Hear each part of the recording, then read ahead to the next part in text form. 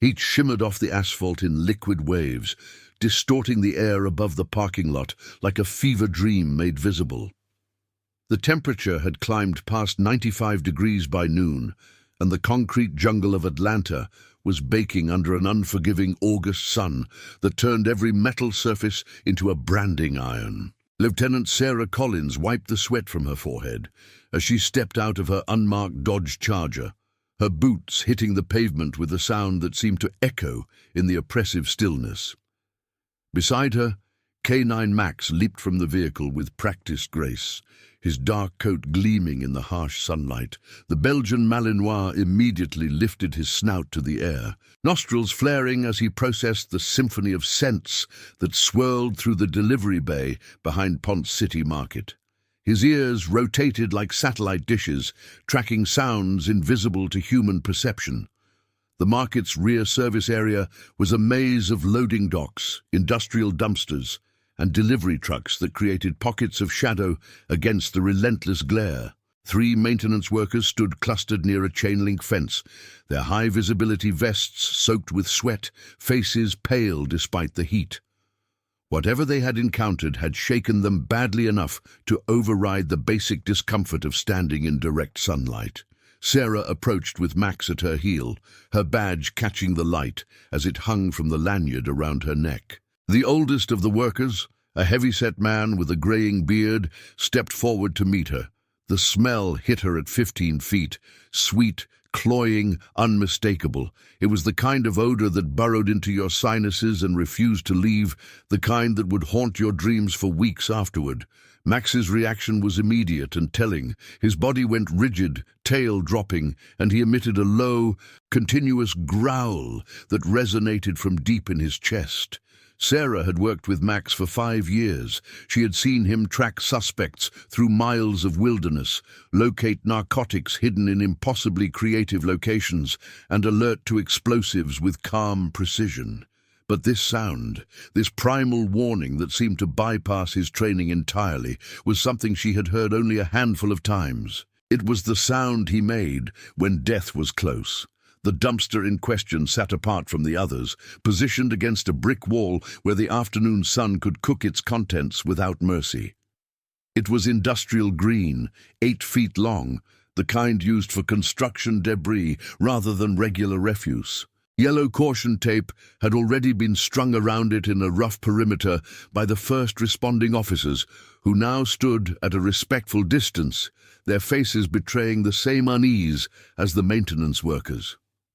Officer Dwayne Patterson, a 10-year veteran with a boxer's build and a reputation for iron composure, met Sarah halfway across the service yard. His dark skin had taken on an ashen quality that had nothing to do with the heat. "They found it about 40 minutes ago," he said, his voice carefully controlled. Maintenance was doing their regular rounds, noticed the smell. Thought maybe an animal had crawled in and died. When they opened the lid to check, they saw the plastic. Called it in immediately. Sarah nodded, her eyes never leaving the dumpster. Max had moved as close as his training allowed, his growl having evolved into sharp, insistent barks that echoed off the surrounding buildings. It was his death alert, the specific vocalization he reserved for human remains. There was no doubt in his mind about what lay inside that metal container. "Anyone touch anything?" Sarah asked. The younger worker, Patterson, replied, gesturing toward a lanky man in his 20s who sat on an overturned milk crate, his head between his knees. He lifted the corner of the plastic before his supervisor stopped him, saw enough to know it was not an animal. Sarah pulled a pair of nitrile gloves from her pocket and snapped them on with practiced efficiency. She approached the dumpster with Max maintaining his position at her flank, his barking having subsided into a series of low whines that seemed almost mournful. The smell grew stronger with each step, a physical presence that pushed against her like an invisible hand. The lid was already propped open, held in place by a length of rebar that someone had wedged into the hinge mechanism. Sarah climbed onto the concrete block that the maintenance workers had used as a step and peered inside.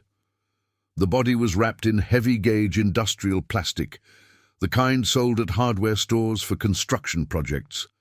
Multiple layers had been wound around the form, secured at intervals with silver duct tape that gleamed dully in the shadows.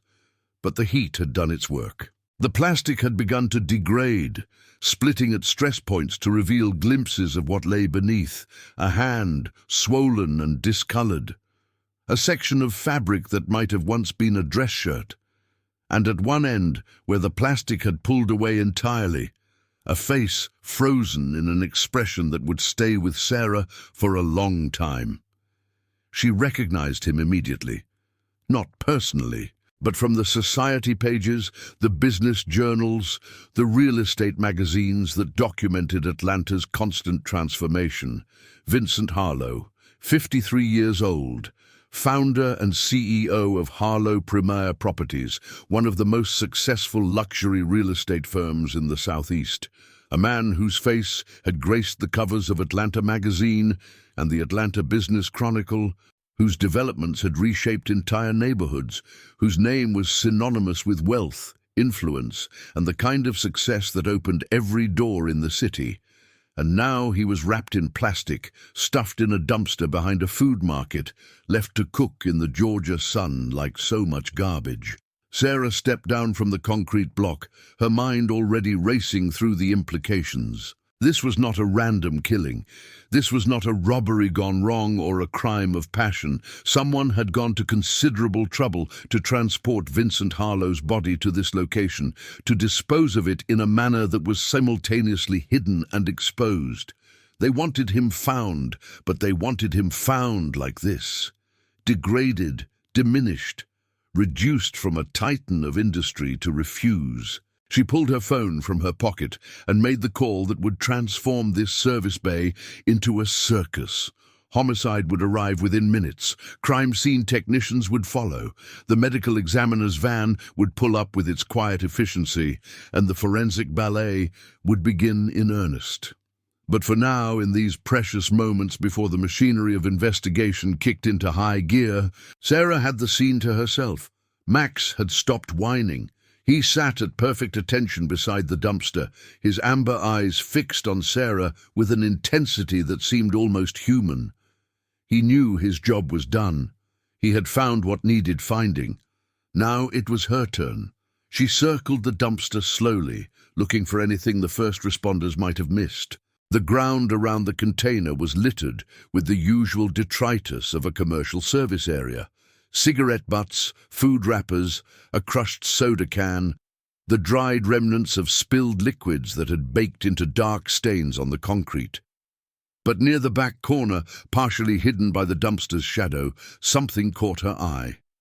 A set of tire tracks, fresh ones, pressed into a patch of mud that had formed around a leaking spigot on the wall.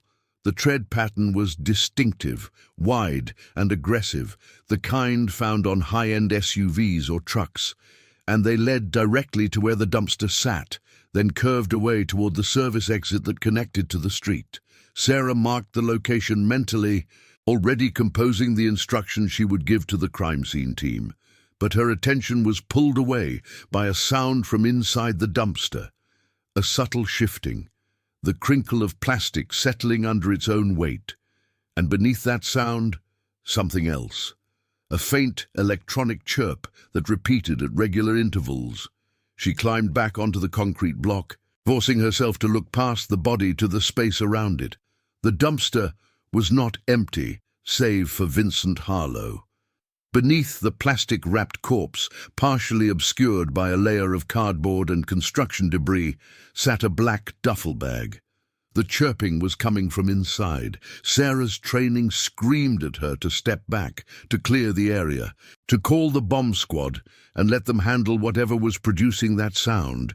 But something about the regularity of the tone, its almost casual rhythm, suggested something other than an explosive device. It sounded like an alarm, a reminder, a phone that needed charging. She made the decision in an instant, the kind of split-second calculation that separated good cops from great ones. Using a length of broken wood that lay nearby, she carefully shifted the debris, covering the bag, exposing its zipper. The chirping grew louder, more insistent. The bag was not locked. A single pull on the zipper revealed its contents, and Sarah felt her breath catch in her throat. Documents, hundreds of them, crammed into the bag with no apparent organization. Property deeds, bank statements, corporate filings, photographs printed on glossy paper, USB drives scattered like seeds among the papers, and resting on top, the source of the chirping, a smartphone with a cracked screen, its battery indicator flashing red in a desperate plea for power. Someone had not just disposed of Vincent Harlow, they had disposed of his secrets, or tried to. The question was whether they had succeeded or made the biggest mistake of their criminal lives. The next 3 hours passed in a blur of activity that transformed the quiet service bay into a hive of controlled chaos. Yellow tape expanded outward in concentric rings. Evidence markers sprouted like mushrooms across the concrete. Technicians in white suits moved with careful deliberation, photographing, measuring, collecting. The medical examiner, a slight woman with steel-grey hair and the permanently weary expression of someone who had seen too much death, supervised the delicate extraction of Vincent Harlow from his improvised coffin. Sarah stood at the perimeter, Max at her side, watching the machinery of investigation grind forward. Detective Marcus Webb had arrived within 20 minutes of her call, his silver sedan pulling into the lot with the kind of restrained urgency that characterized everything he did. At 54, Webb was a department legend, a homicide investigator whose clearance rate had earned him the nickname the Closer among the younger officers. He had also been Sarah's mentor during her early years in the K-9 unit, a connection that had evolved into a professional partnership built on mutual respect. Webb approached her now, his dark suit already wilting in the heat, a notepad clutched in his weathered hands. His eyes, sharp and assessing behind wire-rimmed glasses, took in the scene with the practiced efficiency of someone who had stood over more bodies than he could count. "Vincent Harlow," he said, "not a question. I got the preliminary ID on my way over. This is going to be a nightmare." Sarah nodded, understanding the implications without needing them spelled out. Harlow moved in circles that included city council members, state legislators, captains of industry. His death would attract attention from every direction, from the mayor's office to the local news to the federal agencies that always seemed to materialize when money and power were involved. "The bag is the interesting part," she said, leading Webb toward where the crime scene technicians were carefully documenting the duffel bag's contents. Whoever did this was not just killing Harlow. They were trying to bury something else with him. Webb studied the array of documents that had been spread across a portable examination table under an evidence tent. His expression, normally an unreadable mask, flickered with something that might have been surprise. "These are property records," he said, picking up one of the pages with gloved hands. "Luxury developments. Buckhead, Midtown, West End, all Harlow projects." "Look at the signatures," Sarah said. Webb peered more closely at the document, then reached for another and another. His frown deepened with each page. "These are not Harlow's signatures," he said slowly. "They are close, but not exact. These are forgeries." Sarah felt a grim satisfaction at having her suspicions confirmed. She had noticed the same thing while watching the technicians work, the subtle inconsistencies in the handwriting that suggested careful imitation rather than authentic execution. "Someone was using Harlow's name to move property," she said, "or to acquire it. The question is whether Harlow knew and was complicit, or whether he found out, and that is why he ended up in that dumpster." Webb set down the document he was holding and turned to look at the dumpster where the medical examiner's team was carefully maneuvering the body bag onto a stretcher. Preliminary cause of death? He asked. 2 gunshot wounds to the chest, Sarah replied. Close range, based on the powder burns on his shirt. The ME will confirm, but it looks like a professional hit. Clean, efficient, no hesitation. And yet they left a bag full of evidence right next to the body, Webb said, his tone thoughtful. Either they were interrupted before they could dispose of it, or they wanted us to find it. Or they did not know it was there, Sarah suggested. Harlow might have had the bag with him when he was killed. The killers wrapped him up, drove him here, dumped him, and never checked what else was in the car. Webb considered this, his eyes distant. That suggests Harlow was killed somewhere else and transported here. The tire tracks support that. We need to find out where he was last seen alive, what he was doing, who he was meeting with. His office is on Peachtree, Sarah said. Harlow Premier Properties. I can head over there, see what his staff knows. Webb nodded, but something in his expression gave her pause. Be careful with this one, Collins. Harlow had friends in high places. Some of them are going to want this case solved quickly and quietly. Others might prefer it not get solved at all. The drive from Ponce City Market to Harlow Premier Properties took less than 15 minutes, but the journey felt like crossing into another world. The graffiti and grit of the service districts gave way to the polished facades of Midtown, where glass towers rose toward the cloudless sky, and pedestrians in business attire moved with purposeful efficiency.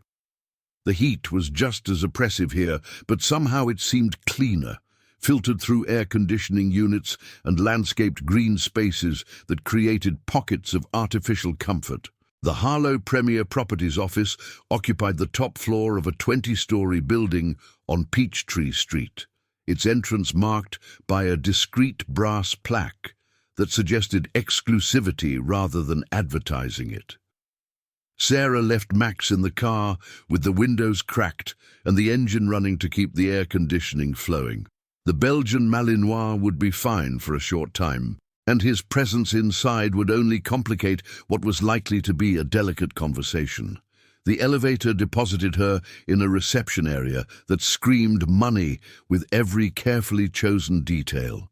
Original artwork on the walls, furniture that looked more suited to a museum than an office, a receptionist behind a curved desk that probably cost more than Sarah's annual salary, her perfect makeup, and perfectly neutral expression, betraying nothing of whatever she might be feeling about her employer's death. The news had not broken yet. Sarah could tell by the normalcy that pervaded the office, the subtle sounds of keyboards and phone conversations that filtered through the space. In an hour, maybe less, this building would be surrounded by news vans, and these people would be facing microphones and cameras instead of spreadsheets and client calls. I need to speak with whoever is in charge in Mr. Harlow's absence, Sarah said, producing her badge. The receptionist's composure cracked almost imperceptibly, a slight widening of the eyes that suggested she recognized the implications of a police badge appearing without warning. That would be Ms. Reeves, she said, her voice still professionally smooth. Our Chief Operating Officer. Let me see if she is available. The wait was brief. Less than 2 minutes later, a woman emerged from a corner office, her stride confident, despite the uncertainty that flickered across her features. Miranda Reeves was somewhere in her mid-40s, with the kind of expensive polish that came from regular salon visits and a wardrobe curated by professionals. Her ash-blonde hair was cut in a severe bob that framed a face made sharp by stress rather than genetics. Lieutenant Collins. She extended a hand, her grip firm but not aggressive. I'm Miranda Reeves. How can I help you? Sarah studied her carefully, looking for signs of guilt or knowledge or fear. Is there somewhere we can speak privately? Reeves led her to a conference room at the far end of the floor, a glass-walled space that offered panoramic views of the Atlanta skyline. The city spread out below them like a model, the distant shapes of cars and pedestrians reduced to insignificance by altitude. When the door was closed, Sarah wasted no time. "Ms. Reeves, when did you last see Vincent Harlow?" The question caught Reeves off guard. Her carefully maintained composure faltered, confusion replacing professional courtesy. "I'm sorry, what is this about? Is Vincent in some kind of trouble? When did you last see him?" Reeves took a breath, visibly collecting herself. "Yesterday evening. We had a planning meeting that ran late, discussing a new development project in Buckhead. He left the office around 7:30. Did he mention where he was going?" "Home, I assumed. He had dinner reservations at 9 with a client. Eastwood Holdings, I believe. He was meeting their CEO to discuss a potential partnership." Sarah noted the name, adding it to the growing list of threads that would need pulling. "And this morning, was he expected in the office?" "Vincent keeps his own schedule," Reeves said, her tone suggesting this was a frequent source of frustration. "He often takes morning meetings off-site, at client locations or project sites. When he had not arrived by 11, I assumed he was doing one of his walkabouts." "Walkabouts. He likes to visit the development sites unannounced," Reeves explained. "Says it keeps the contractors honest. He could be gone for hours, sometimes the entire day." Sarah let a moment of silence stretch between them, using the space to watch Reeves's face. The woman was nervous, certainly, but that was natural for anyone being questioned by police. The question was whether her nervousness stemmed from innocent anxiety or guilty knowledge. "Ms. Reeves, I regret to inform you that Vincent Harlow was found dead this morning." The color drained from Reeves's face with startling speed. She reached for the edge of the conference table, steadying herself against sudden weakness. Her mouth opened, closed, opened again, but no sound emerged. "Dead." The word finally escaped as a whisper. "How? What happened?" "His body was discovered behind Ponce City Market. We believe he was murdered." Reeves sank into one of the leather chairs that surrounded the conference table, her legs apparently unable to support her weight. Her hands trembled as she pressed them against her face, and for a long moment the only sound in the room was her ragged breathing. Sarah gave her time. Genuine shock was difficult to fake, and what she was seeing appeared authentic. Either Reeves had not known about Harlow's death, or she was a better actress than most professionals.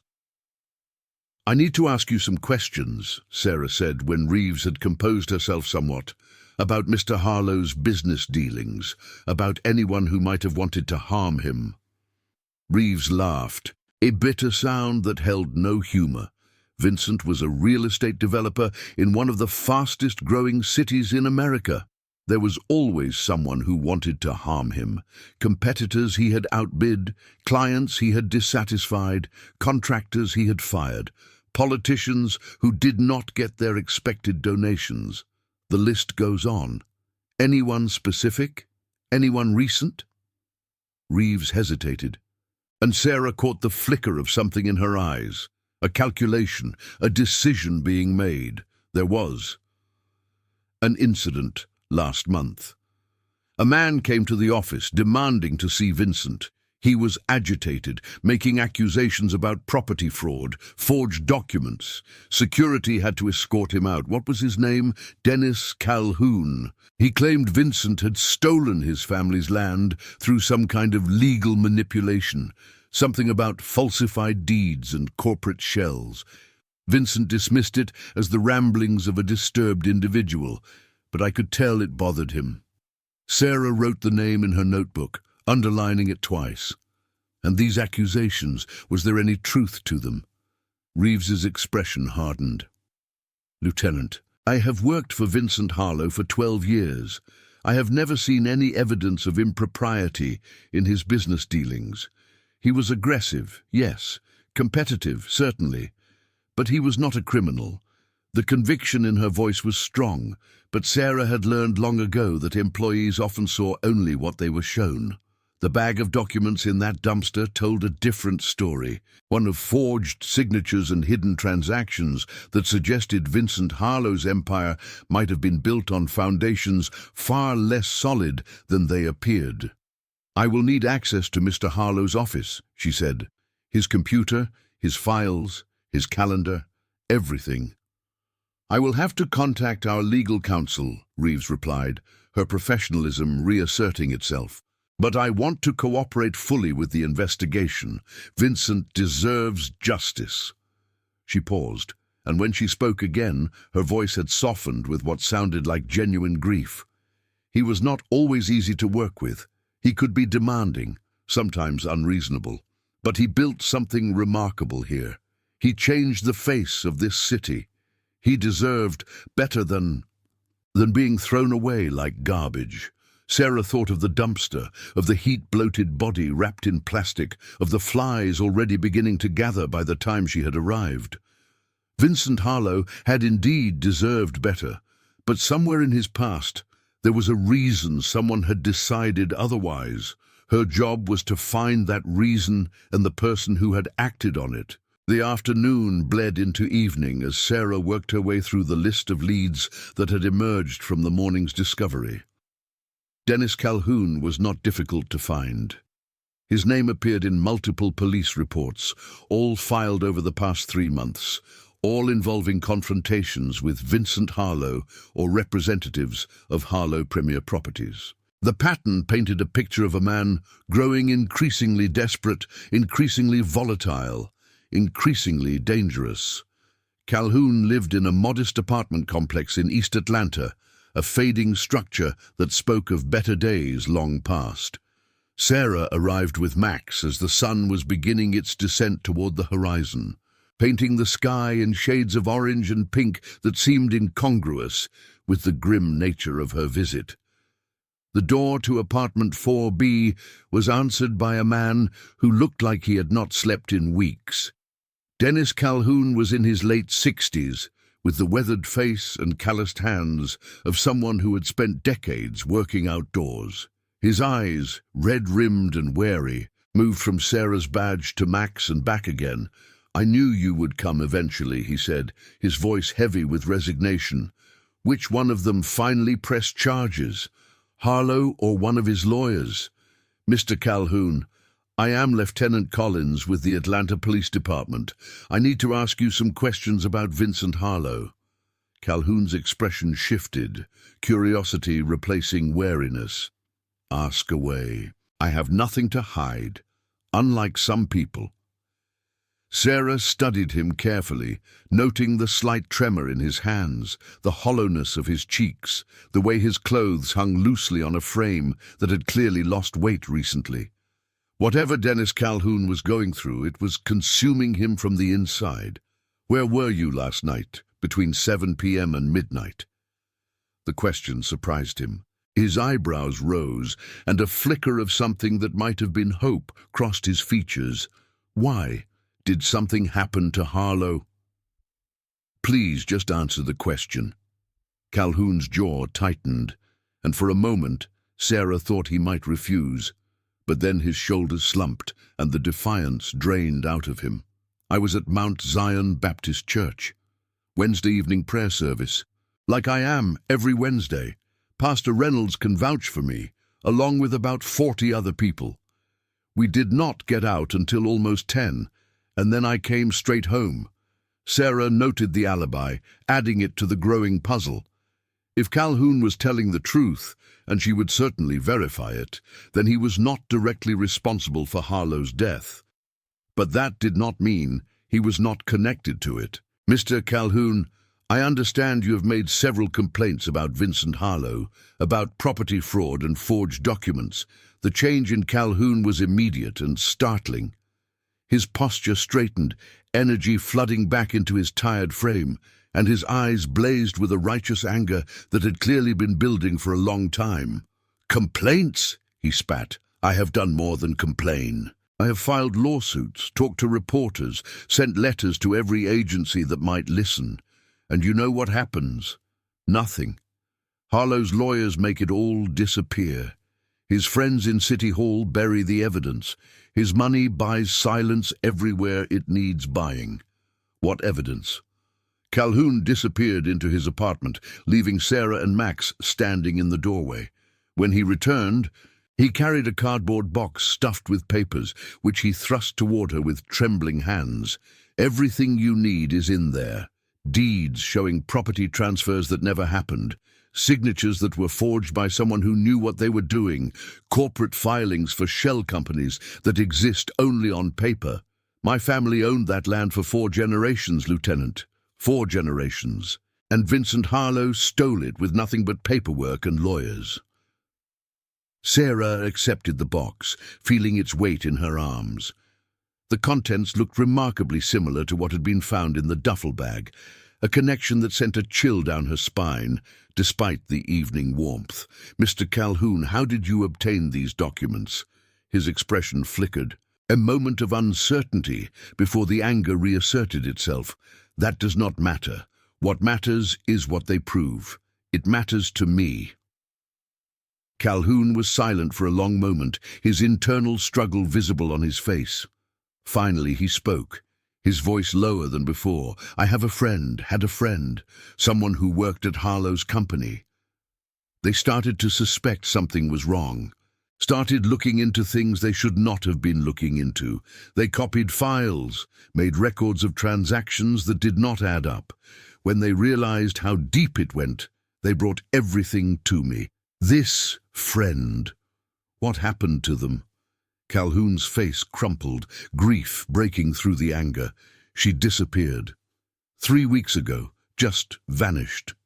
Her apartment cleaned out, her phone disconnected. No forwarding address. The police said there was no evidence of foul play, that she probably just moved away. But I know better. Harlow's people got to her, made her disappear, just like they make everything inconvenient disappear." "What was her name?" Calhoun hesitated, and Sarah could see the war playing out behind his eyes. Fear for someone he cared about battling against the need for justice. "Elena," he finally said. "Elena Martinez. She was Harlow's executive assistant, had access to everything, and when she started asking questions, when she started finding answers, that was when the threat started." Sarah felt the pieces beginning to shift in her mind, connections forming between disparate facts. A whistleblower with access to incriminating documents, a sudden disappearance. A murder victim found with those same documents at his side. The picture emerging was darker and more complex than a simple killing. "Mr. Calhoun, I need you to tell me everything you know about Elena Martinez." "Everything." The conversation lasted another hour, during which Sarah filled her notebook with names, dates, locations, and details that transformed her understanding of the case. Elena Martinez had been more than just an executive assistant. She had been Vincent Harlow's gatekeeper, the person who managed his schedule, screened his calls, and knew more about his business dealings than perhaps anyone else in the company. According to Calhoun, Elena had grown increasingly troubled over the past year, disturbed by patterns she was observing in Harlow's transactions. Properties being acquired at below-market rates from owners who seemed eager to sell, shell companies appearing and disappearing in corporate filings, signatures on documents that did not quite match their supposed authors. She had started making copies, building a record of what she suspected was systematic fraud. When she had approached Harlow with her concerns, he had laughed it off, assured her that everything was legitimate, that she was misunderstanding complex business dealings. But Elena had not been satisfied. She had continued digging, and what she found had frightened her badly enough to reach out to Calhoun, one of the victims she had identified in her research. They had met in secret several times. Elena passing along documents while Calhoun filed complaints and lawsuits that went nowhere. And then, 3 weeks ago, Elena had simply vanished. Her phone went to voicemail, her apartment was empty, her social media accounts went silent. Calhoun had filed a missing persons report, but the police had found no evidence of criminal activity and had eventually closed the case. Listening to him describe Elena, Sarah felt a growing certainty that the young woman's disappearance and Harlow's death were connected. Someone had killed the real estate developer and left him with a bag full of the very documents Elena had been gathering. Either Elena had killed Harlow herself, or someone wanted it to look that way, or there was a third possibility, one that made Sarah's stomach turn with its implications. Elena might be dead too, another victim of whatever shadow war was being fought over the secrets contained in those documents.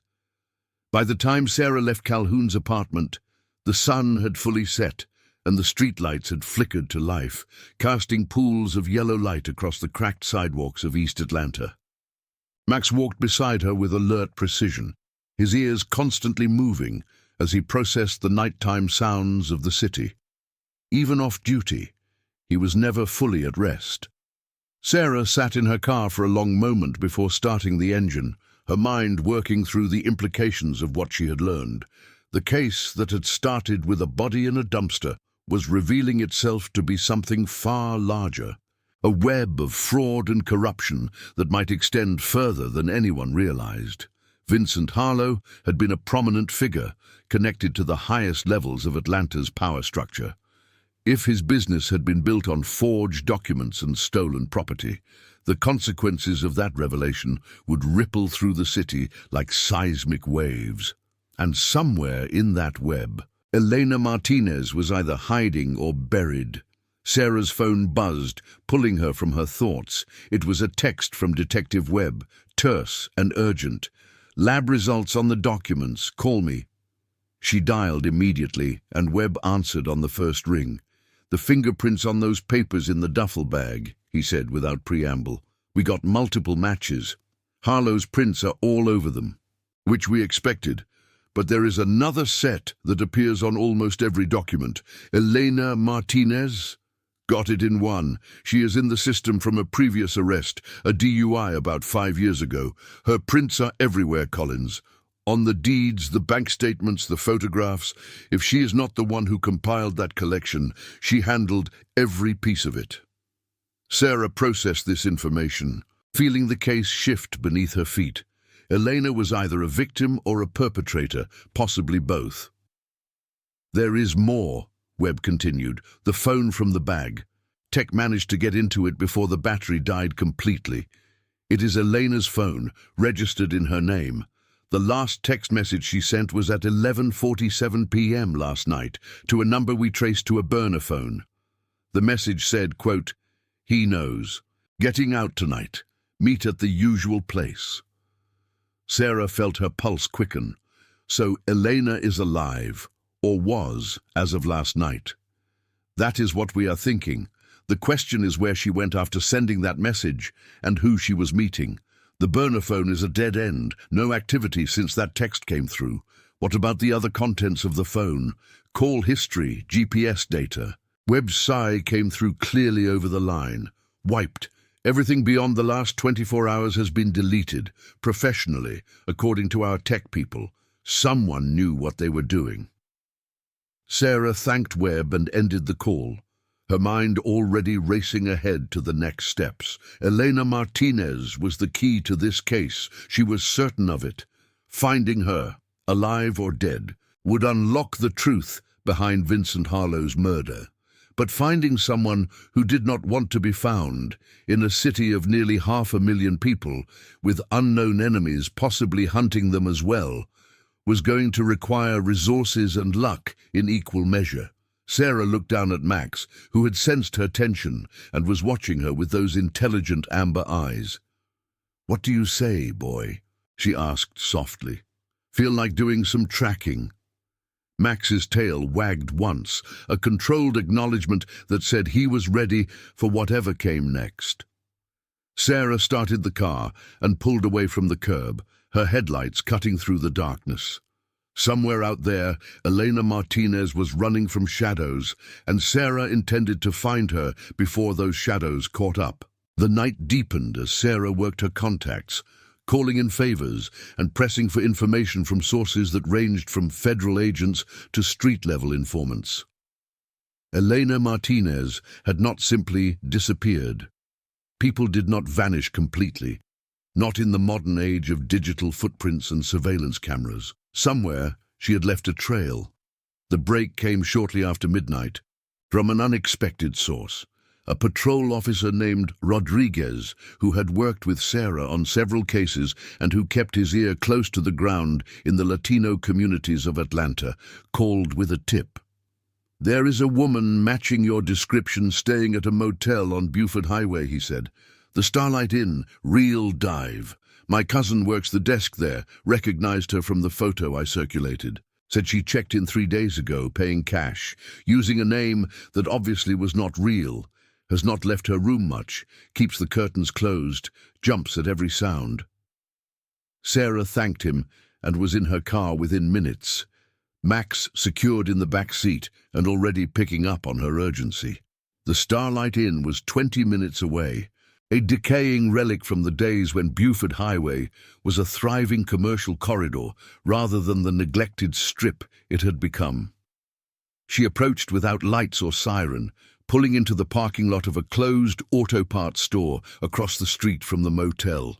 The Starlight was exactly the kind of place someone would choose if they wanted to disappear, anonymous, cash only, asking no questions of its guests. A single row of rooms faced the street, their doors painted a faded blue that had once probably been cheerful, and now simply looked tired. According to Rodriguez's cousin, Elena was in room 7 at the far end of the row. A light was visible behind the drawn curtains, a thin strip of illumination that suggested someone was awake despite the late hour. Sarah considered her options. She could call for backup, wait for uniforms to arrive, approach with overwhelming force. That was the safe play, the by-the-book approach that minimized risk. But it also maximized the chance that Elena would run, or that whoever was hunting her would be alerted to her location. Instead, Sarah chose a different approach. She left Max in the car with the windows cracked and instructions to stay, then crossed the street on foot, keeping to the shadows. Her hand rested on her service weapon, but she did not draw it. Not yet. The door to room 7 was flimsy, the kind that a good kick would splinter. Sarah knocked lightly, 3 quick raps that could have been a maid or a delivery. No response. But through the thin walls, she heard movement, the creak of bed springs, the shuffle of feet, the unmistakable sound of someone trying to be quiet. "Elena Martinez," Sarah said, pitching her voice to carry through the door without being loud enough to attract attention from other rooms.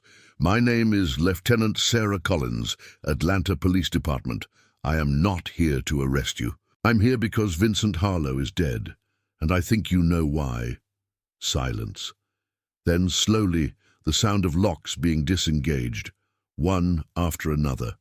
The door opened a crack, revealing a sliver of a face that matched the photo Sarah had been carrying in her pocket all day. Elena Martinez looked like she had not slept in days. Her dark hair was tangled, her eyes red-rimmed and haunted, her skin pale beneath its natural olive tone. She studied Sarah with the wary intensity of a trapped animal, calculating the risk of flight versus surrender. "How do I know you are really police?" she asked, her voice barely above a whisper. Sarah slowly reached into her jacket and produced her badge, holding it up to the gap in the door. Elena studied it for a long moment, then looked past Sarah to the empty parking lot beyond. "Are you alone?" "I have a partner waiting in the car, a K-9, but no other officers, not yet. I wanted to talk to you first, before this becomes official." Something in Elena's expression shifted, a minute relaxation of the tension that gripped her features.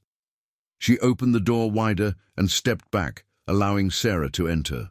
The room was exactly what Sarah had expected.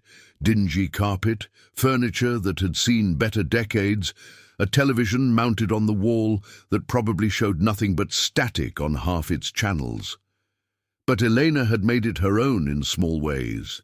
Papers covered the small desk by the window, organized into neat piles. A laptop sat open on the bed, its screen displaying what looked like financial records. And in the corner, a small suitcase sat packed and ready, as if its owner might need to flee at a moment's notice. Eleanor closed the door behind Sarah and immediately moved to the window, peering through the gap in the curtains at the street below. "You said Harlow is dead," she said, not turning around. "How?" "Shot twice in the chest. His body was dumped behind Ponce City Market, wrapped in plastic. We found your documents with him." Elena's shoulders sagged, and when she turned to face Sarah, there were tears tracking down her cheeks. "I did not kill him," she said. "I know it looks that way, but I did not. I was going to expose him, not murder him." Sarah gestured toward the desk, the laptop, the obvious evidence of ongoing investigation. "Then tell me what you were doing. Tell me everything." Elena sank onto the bed, her strength seemingly depleted. She looked older than her 31 years, aged by stress and fear and the weight of knowledge she had never wanted to possess. "I was his assistant for 6 years, she began, her voice hollow. "I managed his life, his schedule, his secrets. For most of that time I told myself I was working for a legitimate businessman, an aggressive one, sure, but legitimate. Then, about 18 months ago, I started noticing things." She reached for a glass of water on the nightstand, her hand trembling as she raised it to her lips, signatures that did not match. Property owners who seemed confused when I called to confirm details of sales they had supposedly agreed to. Shell companies that appeared in our filings one day and vanished the next. I told myself there were explanations, that I did not understand the complexity of high-end real estate. But the more I looked, the more I found. Sarah remained standing, her posture neutral but attentive. "What did you find?" "Fraud."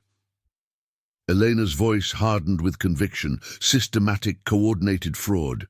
Harlow was not just buying and selling property, he was stealing it. Using forged documents to transfer ownership, using shell companies to hide the transactions, using lawyers and accountants who knew exactly what they were doing and did not care. She stood abruptly and moved to the desk, grabbing a handful of papers and thrusting them toward Sarah. "This one," she said, pointing to a deed. "The signature is supposedly from an elderly woman named Georgia Williams. She owned 3 acres of land in South Atlanta, land that Harlow's company acquired for almost nothing. But I met Georgia Williams. She is 87 years old and living in a nursing home with advanced dementia. She has not been capable of signing legal documents for 5 years. Yet here is her signature dated 6 months ago on a deed that transferred her family's land to a Harlow shell company." Sarah examined the document, comparing the signature to the samples she had seen in the duffel bag.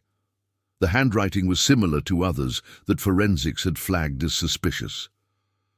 "Why did you not go to the police?" she asked. Elena laughed, a bitter sound. "I tried. I went to a detective in the fraud unit, gave him everything I had. 2 days later, he told me the case was closed, insufficient evidence. A week after that, I got a visit from 2 men who told me, very politely, that my continued employment and continued good health depended on me forgetting what I thought I knew." Sarah felt her jaw tighten. Cops on the take. It was a reality she hated to acknowledge, but one that existed in every department, no matter how hard leadership worked to root it out. Who were these men? I do not know their names, but one of them had a tattoo on his wrist, an anchor with a snake wrapped around it. I have been trying to identify him, but so far, nothing. Sarah filed away the description, adding it to her mental list. What happened next? I kept my head down for a while. Elena continued, pretended I had gotten the message, that I was going to be a good little assistant and mind my own business, but I could not let it go. So I started making copies, gathering evidence, building a case that would be too big for anyone to bury. She gestured toward the laptop, the papers, the small suitcase. I was almost ready. Another week, maybe 2. And I would have had enough to take to the FBI, to the media, to anyone who would listen.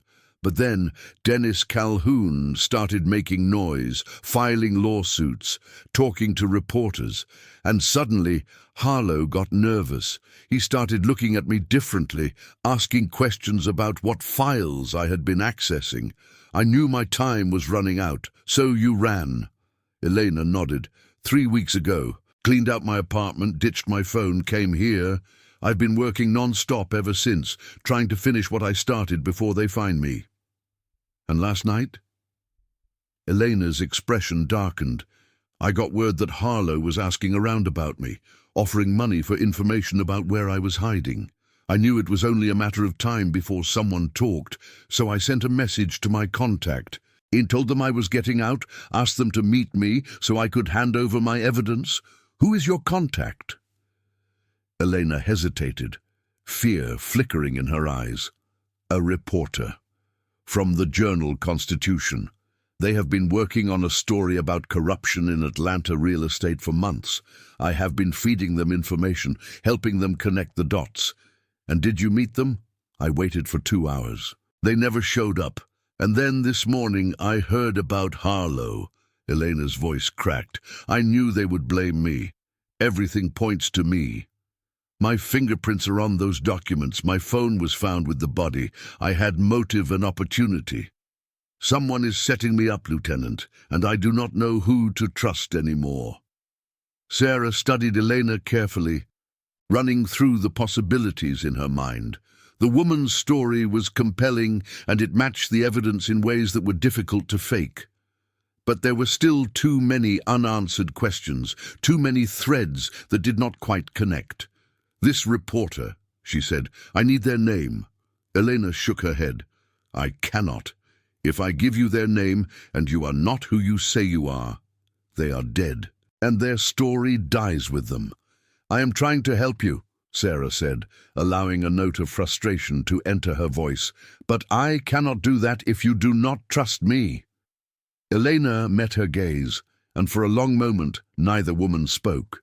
The tension in the room was thick enough to cut, two strangers measuring each other, calculating risks and rewards. Finally, Elena reached a decision.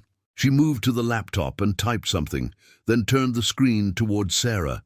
James Thornton, she said. This is his contact information. He was supposed to meet me last night, but he never showed up. I have been trying to reach him all day, but his phone goes straight to voicemail. Sarah looked at the information on the screen, committing it to memory. She recognized the name. James Thornton was a respected investigative journalist, known for his deep dives into political and corporate corruption. If he was involved in this story, it meant the scope of the fraud was even larger than she had suspected. Stay here, she said to Eleanor. Do not answer the door for anyone except me. I am going to find out what happened to Thornton, and then we are going to figure out how to get you out of this. Elena grabbed her arm as she turned to leave, her grip surprisingly strong. Why are you helping me? She asked. You do not know me. You do not know if I am telling the truth. Sarah considered the question, searching for an answer that was honest without being complicated. Because my partner knows when someone is lying, she finally said, and he has not growled at you once. It was not much of an answer, but it was enough. Eleanor released her arm and stepped back, a fragile hope flickering in her exhausted eyes. Be careful, she said. Whoever killed Harlow is still out there, and they are cleaning up loose ends. Sarah left the motel room and walked back to her car, where Max was waiting with alert patience. As she climbed into the driver's seat, she pulled out her phone and dialed a number from memory. Webb answered on the second ring, his voice groggy with interrupted sleep. I found Elena Martinez, Sarah said without preamble. She did not kill Harlow, but she knows who did, even if she does not realize it yet. I need you to run a check on a reporter named James Thornton, Atlanta Journal-Constitution, and I need backup at the Starlight Inn on Buford Highway. We have a witness to protect. The next few hours moved with the controlled urgency of a police operation kicking into high gear. Units were dispatched to secure the motel, to locate James Thornton, to pull records and cross-reference information. Sarah worked from her car, coordinating with Webb and processing the flood of data that began to pour in. James Thornton had not been seen since the previous afternoon. His car was still parked at his apartment, his phone was off, and his editor reported that he had missed a deadline for the first time in his 15-year career. It was not proof of foul play, but it was concerning enough to warrant serious attention. Meanwhile, the forensic analysis of Vincent Harlow's murder was yielding new information.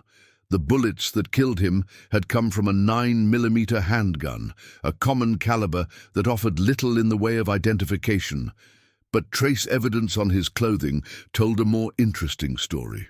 Fibers from an expensive carpet that did not match any flooring in his home or office. Pollen from a specific species of ornamental tree that grew in only a few locations in Atlanta. And most intriguingly, residue from a chemical compound used in industrial cleaning products, the kind employed by professional crime scene cleaners. Someone had killed Harlow somewhere else, cleaned the scene with professional thoroughness, and then transported the body to the dumpster. The question was where that original crime scene was located. Sarah was deep in thought when her radio crackled to life with a report that made her blood run cold. Officer down at 4127 Piedmont Avenue. Repeat, officer down. She recognized the address. It was James Thornton's apartment building. Sarah floored the accelerator, siren wailing and lights flashing. Max bracing himself in the back seat as the car rocketed through the nighttime streets. The drive took less than 10 minutes, but it felt like hours.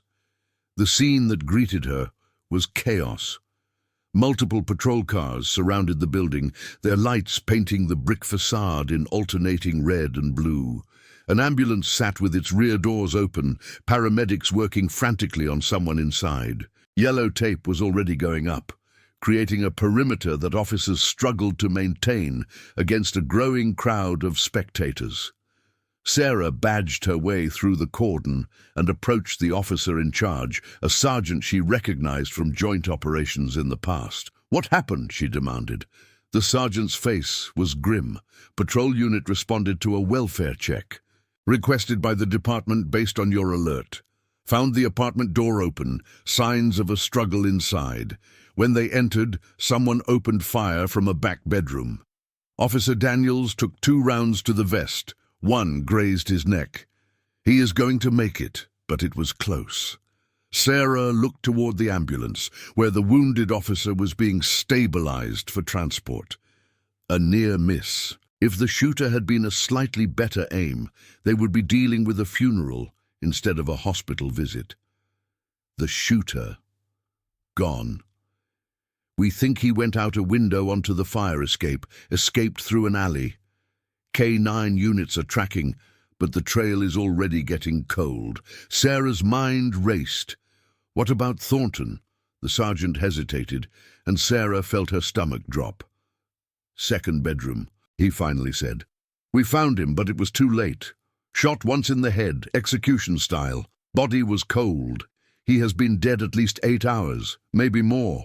Another piece of the puzzle. Another life ended in service of someone's desperate need to keep secrets buried. James Thornton had been killed before he could meet Elena, before he could publish whatever story he had been building. Someone had known about the meeting, had taken steps to ensure it never happened. "I need to see the scene," Sarah said. The sergeant led her up 3 flights of stairs to Thornton's apartment, where crime scene technicians were already documenting the carnage. The living room showed clear signs of a struggle: overturned furniture, broken glass, a lamp shattered against the wall. Thornton had fought back, or tried to. The bedroom was worse. The journalist lay on the floor beside his bed, eyes open and staring at nothing, a neat hole in the center of his forehead. The wall behind him was sprayed with the evidence of his violent end. But it was not the body that drew Sarah's attention. It was the desk in the corner, where a computer sat dark and silent, its hard drive obviously missing, a gaping hole in the tower case where it should have been. "They took his files," she said. "Whatever he had on Harlow, whatever Elena had given him, it is gone." The technician nearest her nodded. "Whole place has been tossed. Professionally, they knew what they were looking for." Sarah stood in the center of the room. forcing herself to look past the horror of the scene to the patterns beneath. 2 murders in 24 hours, both connected to a fraud investigation, both executed with professional precision, and in between, an attempt on a police officer's life that suggested desperation, a willingness to escalate that spoke to how high the stakes had become. Whoever was behind this was not just trying to cover up a crime. They were trying to bury an empire of lies, and they were willing to leave a trail of bodies to do it. Max appeared at her side, having been brought up by one of the officers. His nose worked the air, processing the complex mixture of scents that permeated the space. Sarah watched him move through the room, his body language shifting from curiosity to alertness as he approached the window. Something caught his attention near the windowsill. He sniffed at it intensely, then sat back and fixed Sarah with a look she had learned to interpret over years of partnership. He had found something. Sarah moved to the window and crouched down, studying the area Max had indicated. At first, she saw nothing unusual. The sill was dusty, marked by the usual accumulation of city grime. But as she looked more closely, she spotted what had caught Max's attention: a small fabric thread caught on a splinter in the wooden frame. It was fine, almost invisible, and it was a distinctive shade of navy blue. "Bag this," she said to the nearest technician, pointing to the thread, "and get it to the lab fast. I want to know what garment it came from, what brand, when it was manufactured, everything." The thread was a tiny clue, almost insignificant in isolation. But Sarah had learned that cases were rarely solved by dramatic revelations. They were solved by the patient accumulation of details, by following threads both literal and metaphorical, until they led to the truth. She left Thornton's apartment as the medical examiner's team arrived to collect the body, her mind already working on the next steps. Elena Martinez was still at the motel, protected by officers whose reliability Sarah had personally vouched for. But that protection was temporary, a stopgap measure that could not hold indefinitely. The real solution was finding whoever had killed Harlow and Thornton, whoever was hunting Elena, whoever had corrupted officers in the fraud unit and wielded enough power to make problems disappear. And Sarah was increasingly certain that the answer lay not in the streets of Atlanta, but in the boardrooms and back offices where deals were made and secrets were kept. She needed to get inside Harlow Premier Properties, not the public face that Miranda Reeves had shown her, but the hidden machinery that had enabled years of fraud without detection. And to do that, she needed leverage. The sun was rising by the time Sarah returned to the station, painting the sky in shades of pink and gold that seemed almost mocking in their beauty. She had been awake for over 24 hours, running on coffee and adrenaline, but her mind was clearer than it had been in days. Webb was waiting for her in the conference room they had commandeered as a war room, surrounded by whiteboards covered in photos, timelines, and connection maps. He looked as tired as she felt, his usual crisp appearance rumpled and worn. "We got something," he said without preamble. "The tire tracks from the scene behind Ponce City Market. We matched them to a specific vehicle type. Cadillac Escalade 2024 model with custom low-profile tires from a specific dealer in Buckhead. How many of those in Atlanta?" That is the thing. Those specific tires were a limited run, only sold through one dealership. We got the customer list. 18 vehicles in the metro area with that exact tire configuration. Sarah felt a spark of hope. That is a manageable number. Any of them connected to Harlow? Webb allowed himself a small smile. One of them is registered to Harlow Premier Properties. A company vehicle, supposedly for executive transportation, assigned to the chief operating officer, Miranda Reeves. The name hung in the air between them, heavy with implication. The woman who had seemed so shocked by Harlow's death, who had pointed the investigation toward Dennis Calhoun, who had offered to cooperate fully while warning about the influence of powerful friends. It is not conclusive, Webb cautioned. The vehicle could have been used by anyone with access to the company motor pool. But it gives us grounds for a warrant. Do it, Sarah said. I want everything. Her phone records, her financial statements, her email communications. If she is involved in this, I want to know how deep it goes. She paused, thinking about the web of connections they had uncovered, and put surveillance on her, discreet. If she is part of this conspiracy, she might lead us to the others. The warrant came through by noon, signed by a judge who had been briefed on the severity of the investigation. Within hours, Sarah had access to Miranda Reeves's digital life, a treasure trove of information that painted a picture far more complex than the polished executive she had presented to the world.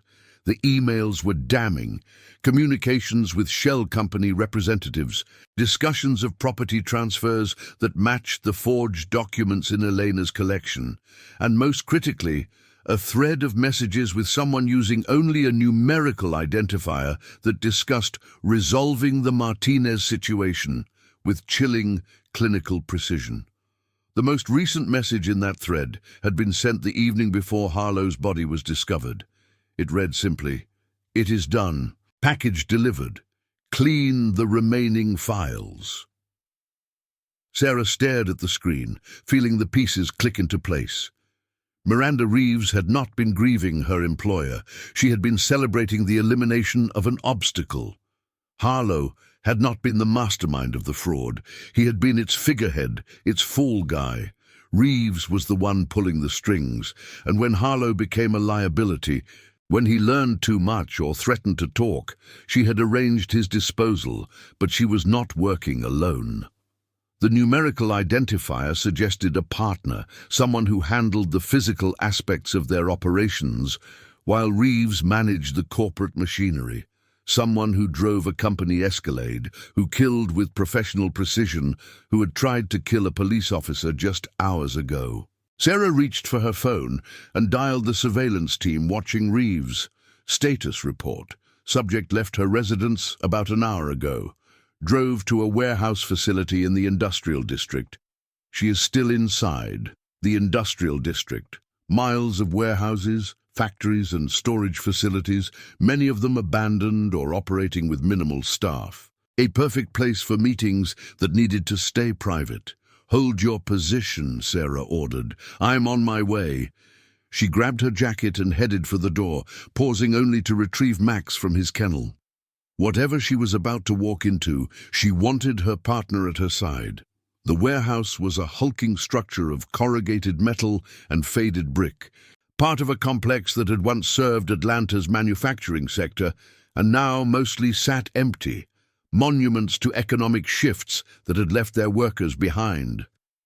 Miranda Reeves's silver Tesla was parked outside, its pristine paint job incongruous against the industrial decay. Sarah approached from a distance, using buildings and vehicles as cover, Max moving silently at her heel. The surveillance officers had established a perimeter, but at her signal, they held back, allowing her to get closer.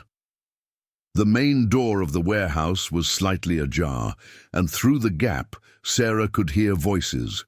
Reeves's cultured tones, and a deeper voice she did not recognize, engaged in what sounded like a heated argument.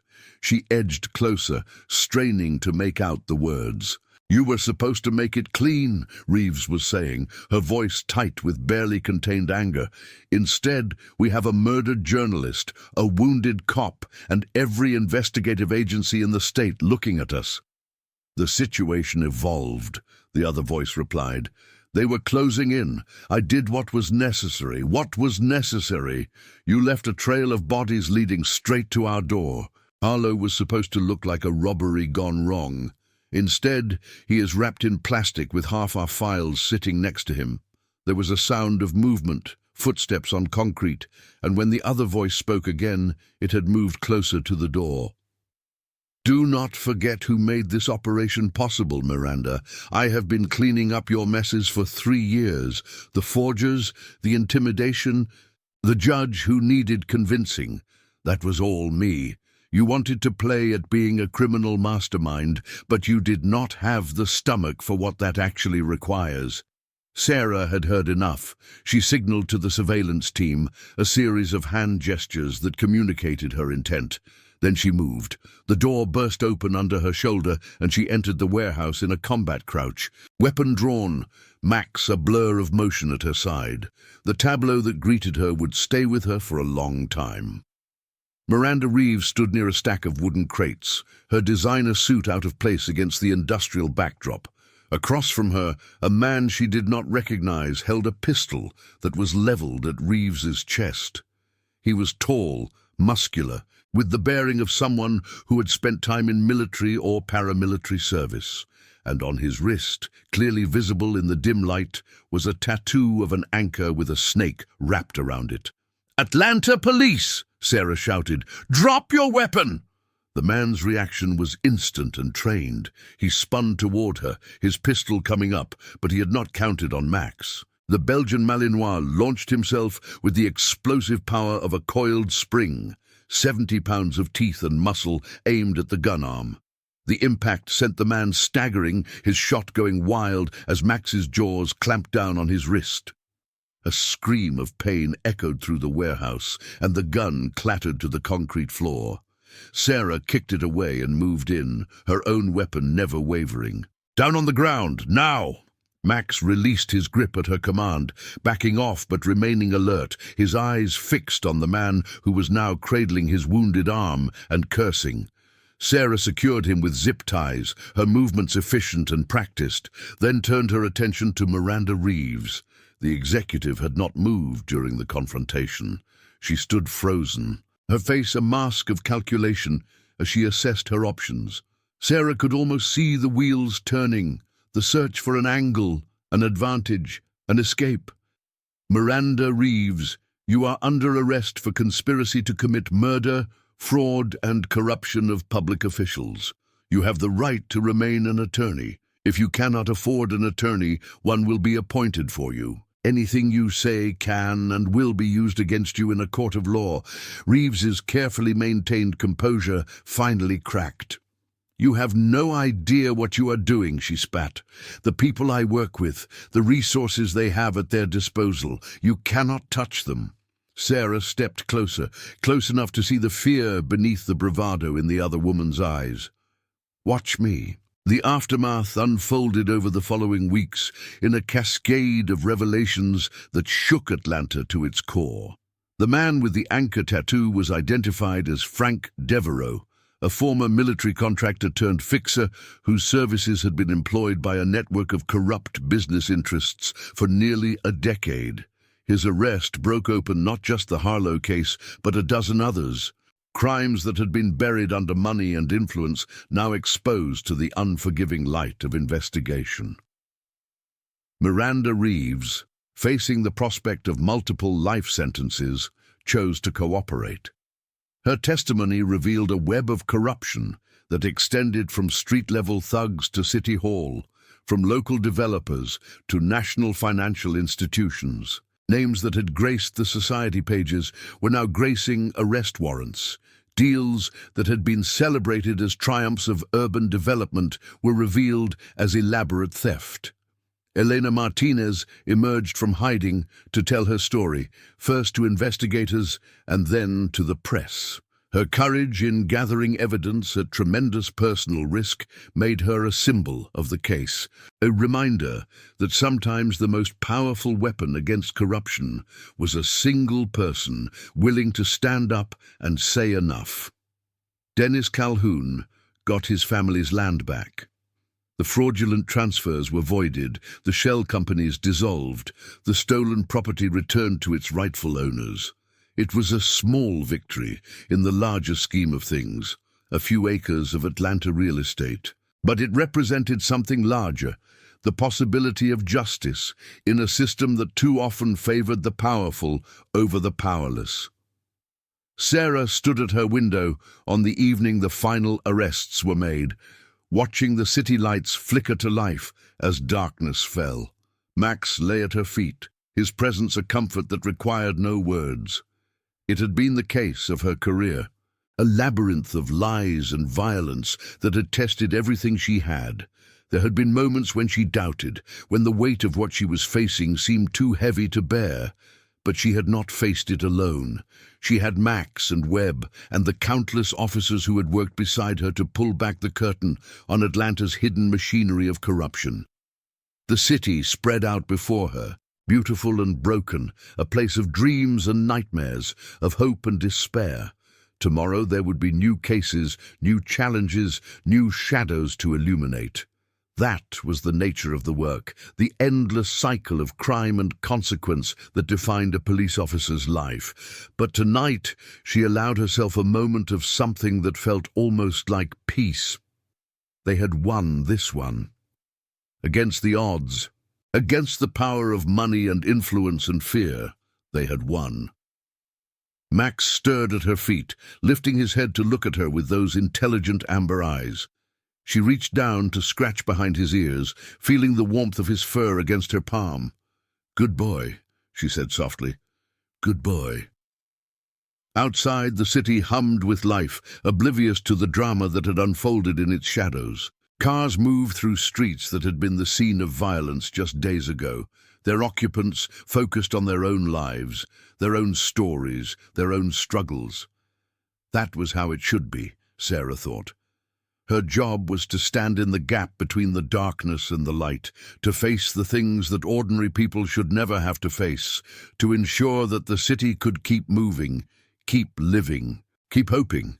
It was a heavy burden, but she did not carry it alone. She turned from the window and headed for the door, Max falling into step beside her with practiced ease. There was paperwork to finish, reports to file, the unglamorous aftermath of a case closed. But first, she would take Max for a walk in the park, let him chase squirrels in the fading light. Remind them both that there was still beauty in the world, still moments of simple joy to be found between the headlines. The corruption would never be fully eradicated. She knew that. For every conspiracy unraveled, another was taking shape somewhere in the city's sprawling complexity. For every villain brought to justice, another was rising to take their place. But the fight itself mattered. The willingness to stand up, to push back, to say this far and no further. That was what separated civilization from chaos, order from anarchy, hope from despair.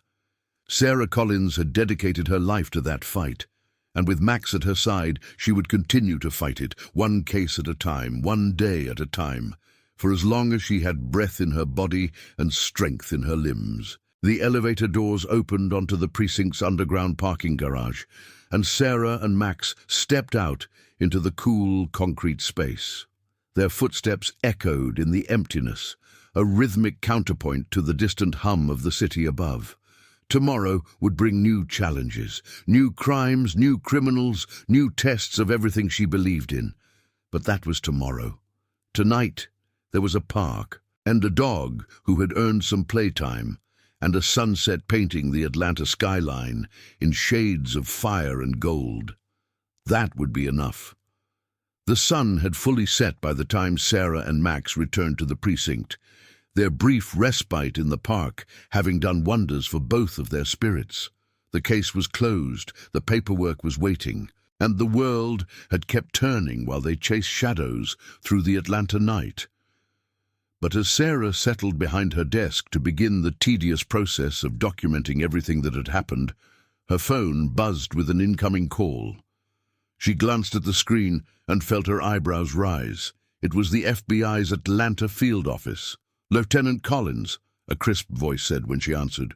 "This is Special Agent Patricia Hoffman. I understand you have been busy."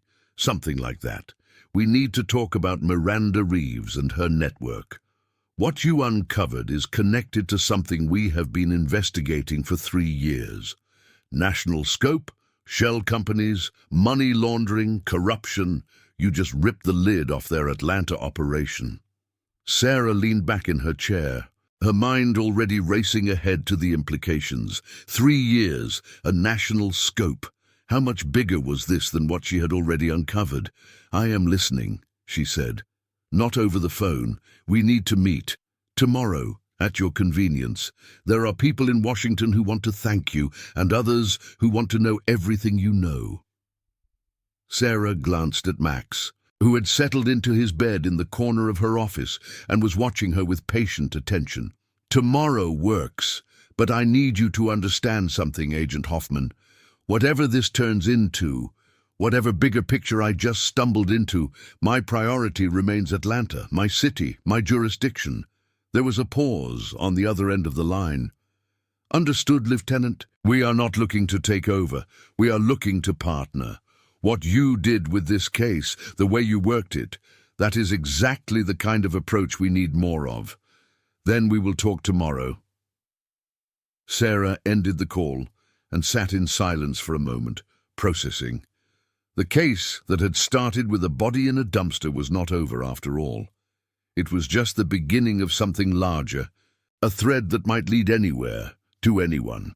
But that was a problem for tomorrow. Tonight there was paperwork and a tired dog and the quiet satisfaction of a job well done. She picked up her pen and began to write, the scratch of ballpoint on paper filling the silence of her office. Max's breathing deepened as he drifted into sleep, trusting his human to keep watch while he rested. The city hummed on outside her window, millions of lives intersecting in ways both mundane and extraordinary.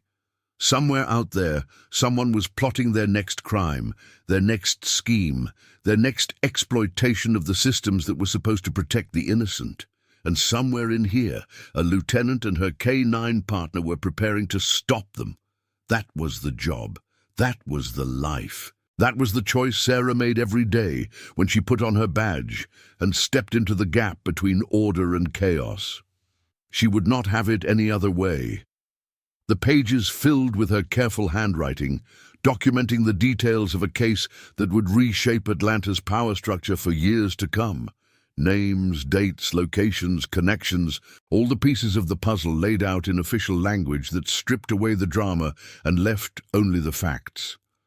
But between the lines, invisible to anyone who might read the report, was the truth that no document could capture.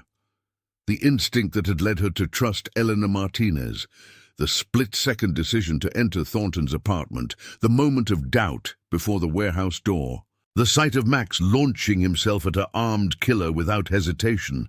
Those were the moments that defined a career, the moments that made the difference between success and failure, life and death, justice and chaos. Sarah finished the last page and set down her pen. Outside, the first grey light of dawn was beginning to show on the horizon. A new day, a new beginning, a new chapter in the endless story of crime and consequence that played out in cities like Atlanta every hour of every day. She stood, stretched muscles stiff from hours of writing, and looked at Max. "Come on, boy, let us go home." The Belgian Malinois rose with easy grace, his tail wagging at the prospect of finally leaving the precinct. They walked out together, partners in every sense of the word, into the breaking dawn of a city that never stopped, never rested, never ran out of shadows that needed illuminating. Sarah Collins was tired. She was drained. She was already thinking about the meeting with the FBI, the implications of a national conspiracy, the endless work that lay ahead. But she was also exactly where she needed to be, doing exactly what she was meant to do, and that, in the end, was all any of us could hope for. The sun rose over Atlanta, painting the skyline in shades of pink and gold, and somewhere in the city, a new crime was being committed. A new victim was crying out for justice. A new shadow was forming in the corners where the light did not reach. Lieutenant Sarah Collins would be there to face it. With Max at her side, always,